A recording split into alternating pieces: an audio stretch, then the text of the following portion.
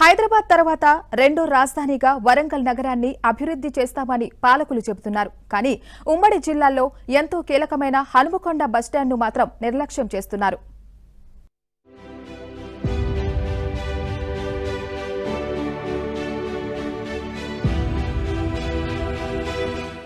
ఉమ్మడి వరంగల్ జిల్లాలో అత్యంత రద్దీ కలిగిన ప్రాంతం హనుమకొండ బస్టాండ్. ఇక్కడకు నిత్యం వేలాది బస్సులు వచ్చిపోతాయి.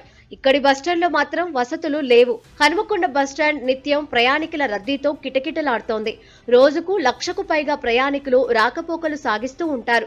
1000కి పైగా బస్సులు ఇక్కడి నుంచి తిరుగుతూ ఉంటాయి. చిన్న వర్షం పడినా ప్రయాణ ప్రాంగణం జలమయమై చెరువును తలపిస్తుంది. చుట్టూ ఉన్న కాలనీల వరద నీరంతా బస్టాండులోకే చేరుతోంది. ప్రయాణికులకు వేచి ఉండే హాలు లేదు. సరైన మూత్రశాలలు లేవు. తాగునీటి సదుపాయం అంతంత మాత్రమే. బస్సులు లోపలికి వచ్చే చోట బయటకు వెళ్లే ప్రాంతం ఇరుగ్గా ఉండడంతో డ్రైవర్లు అవస్థపడుతున్నారు. ఆధునిక వసతులతో కొత్త బస్టాండ్ నిర్మాణమే సమస్యలకు పరిష్కారమని ప్రయాణికులు, ఆర్టీసీ ఉద్యోగులు భావిస్తున్నారు.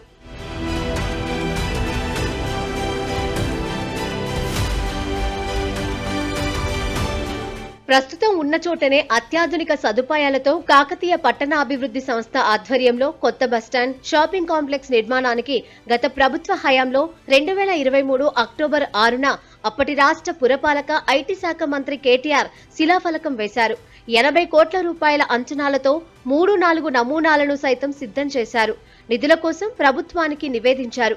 ఇదే సమయంలో ఆర్టీసీ అధికారులు హనుమకొండ బస్టాండ్ పూర్తిగా తమ పరిధిలోకి వస్తుందని, నిర్మాణం కూడా తామే చేపడతామని మెలికపెట్టారు.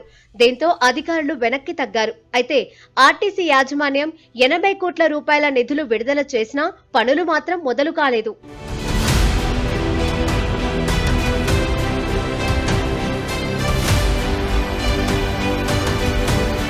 మోడల్ బస్టాండ్ నిర్మాణం పనులు మొదలుపెట్టే అవకాశం ఉండడంతో ఇక్కడ దుకాణాల నిర్వహణకు టెండర్లు పిలవకూడదని, నామినేషన్ పద్ధతిలో ధర నిర్ణయించి తాత్కాలికంగా అప్పగించాలని, ఎప్పుడు నిర్మాణ పనులు మొదలుపెట్టినా వెంటనే ఖాళీ చేయాలనే ఒప్పందంతో దుకాణాలు అప్పగించాలని ఆర్టీసీ ఎండీ సజ్జనార్ గతంలో ఆదేశాలు ఇచ్చారు. అయినా 2 ఏళ్లుగా వ్యాపార సముదాయాలను ఎవరికీ ఇవ్వకుండా ఖాళీగా ఉంచిన ఆర్టీసీ అధికారులు ఇప్పుడు తాజాగా బస్టాండ్లోని దుకాణాలన్నీ 5 ఏళ్ల పాటు అద్దెకు ఇచ్చేలా టెండర్ ప్రకటన విడుదల చేయడంతో మోడల్ బస్టాండ్ నిర్మాణం లేనట్లేనా అన్న అనుమానాలు వ్యక్తమవుతున్నాయి.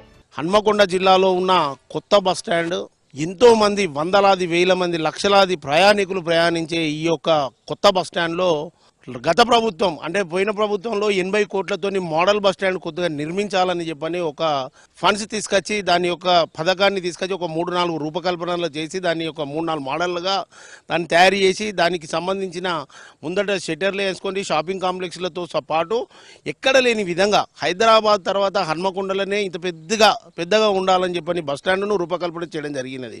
గత ప్రభుత్వం చేసిన డబ్బులు ఎక్కడికి పోయినాయి? ఇప్పుడున్న దీన్ని చేసేందుకు మీరు ఈ ప్రభుత్వానికి సాధన ఎందుకైతే లేదు? మరోవైపు వరంగల్ పాత బస్టాండ్ కూల్చివేసి కొత్త బస్టాండ్ పనులు సాగుతున్నాయి. కానీ పనులు మందకోడిగా నడుస్తున్నాయి. రైల్వే స్టేషన్ కు వచ్చే మార్గంలో తాత్కాలిక బస్టాండ్ ఏర్పాటు చేయడంతో అటు రైల్వే ప్రయాణికులు, ఇటు ప్రజలు ఇబ్బందులు పడుతున్నారు. ఎంత లేడీస్ కి మస్తు ఇబ్బంది అవుతుంది. అదే ఎంత జల్దీ కడితే అంత మంచిది. ఇక్కడ తినడానికైనా దేనికైనా పిల్లలకు మస్తు ఇబ్బంది అవుతుంది. మంచినీళ్ళు తాగడానికైనా ఇక్కడ ఏమన్నా ఉన్నాయా? ఏమీ లేవు.